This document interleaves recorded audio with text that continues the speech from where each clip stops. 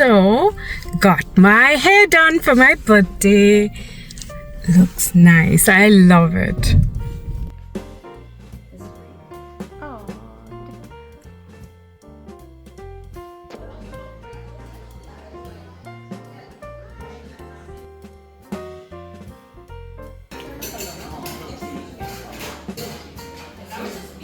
Monkey with the baby next to you.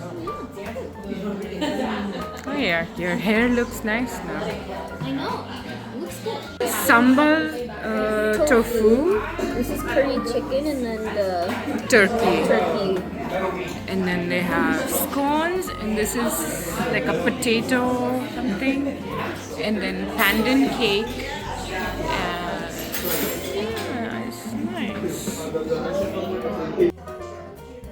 Say hi, Gia. Huh? Say hi, you're on YouTube.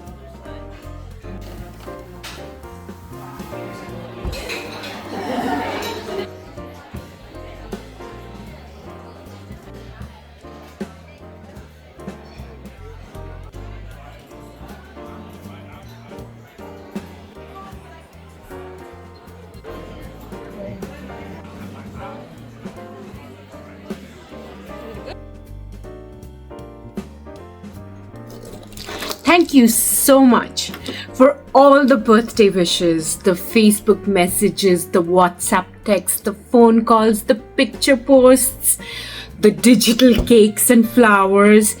Each one meant so much to me and truly made my day.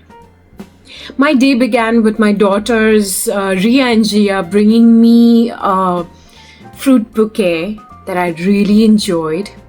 Gia and I celebrated the day with some tea at my favorite tea house in Alameda, and then followed by dinner at a Caribbean restaurant.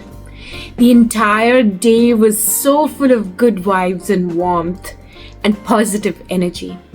Thank you so much for being a part of it. This year, I didn't celebrate with the party. I found myself reflecting deeply, because the older I grow, I'm realizing I want less noise and more peace, less pretending and more presence. In May, I was in Japan. I was standing in line at the Meiji Shrine in Tokyo to buy an onamori, which is a small Japanese amulet or charm, if you will, sold at Shinto shrines and Buddhist temples, believed to offer blessings and protection. I was going to get the one that removed bad luck, because honestly, that's what life has felt for me in the past few years. Absolutely cursed.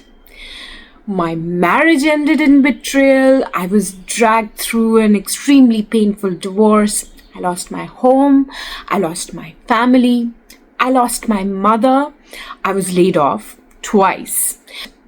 I had to rebuild my life from scratch in my late 40s. Something I wish upon nobody. But then, midline at the shrine, something in me shifted. I questioned myself. Was it really all bad luck?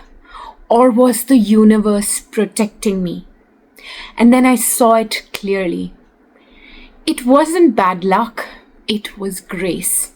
In 2018, after having faced years of emotional abuse, of financial abuse, of physical violence, the violence escalated. During an argument, my husband tried to choke me.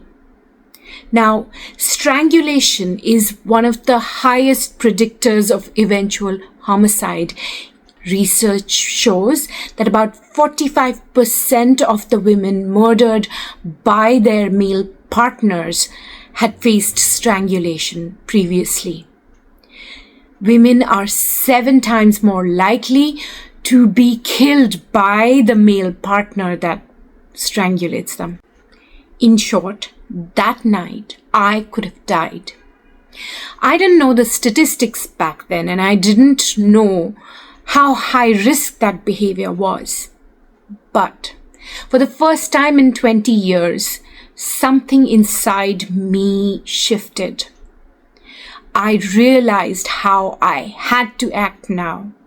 The mother in me could not let my daughters grow up thinking that this was normal behavior. For the first time in 20 years, I called the cops, and my abuser was arrested. That night, there was just so much fear inside me, how much he loved me, how much he realized he made a mistake, how wrong he was, how he would never do this again. For years, I had wanted to hear those words. And I melted. Maybe being naive, I thought maybe this is the one time he's realized his mistake. And so, I bailed him out. Yes, I bailed him out. Not because I had faith in him, because I didn't have faith in myself.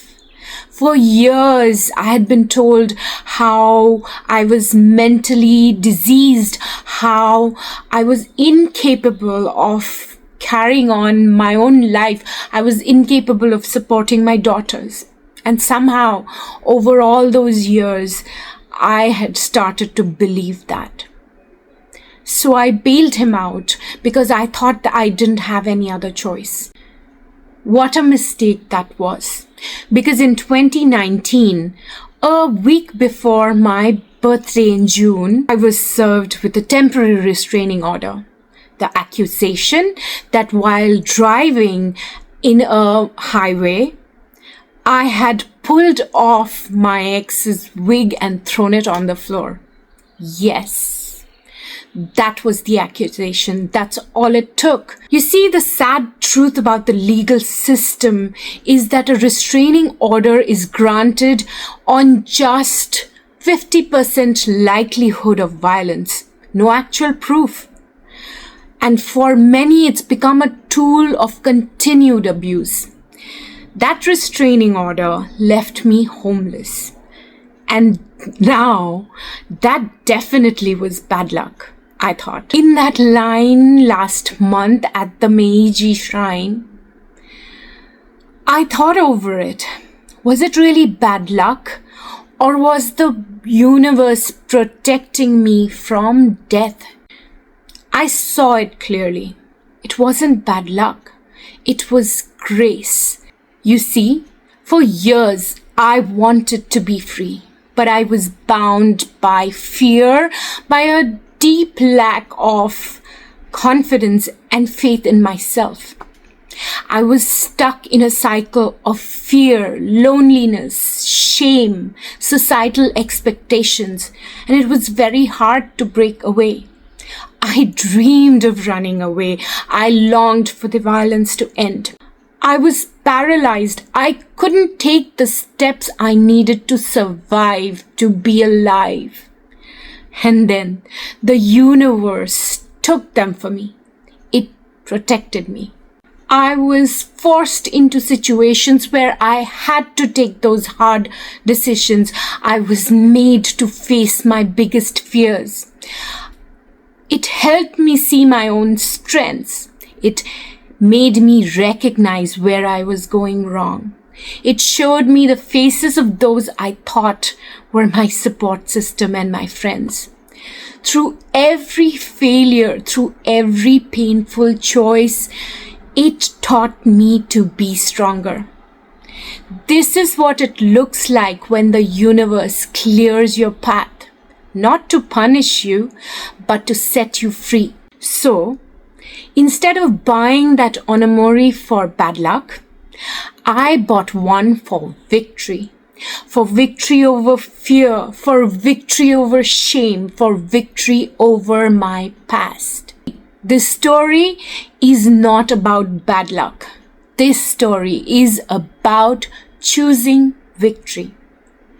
I speak about domestic violence not because I think my experience is unique, because it isn't, because so many other women face the situations I did and stay in it quietly because nobody else talks about it. So here I am talking about it. Women like me, you see, educated, well-spoken, seemingly independent, we are not supposed to go through this. I was so ashamed that I didn't even tell my family, my father, my mother for years. And that's the real power of abuse. It thrives in silence. It feeds off fear and shame.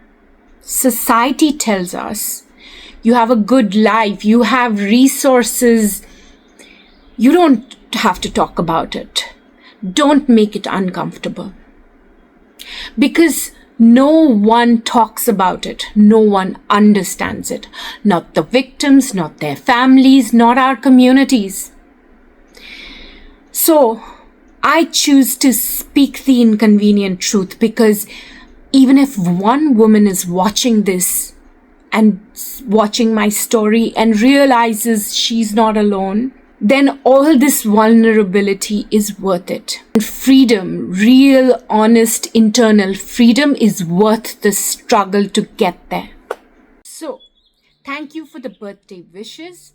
And this year, I am thankful not just to be alive, but to be free and to be at peace and to finally be me.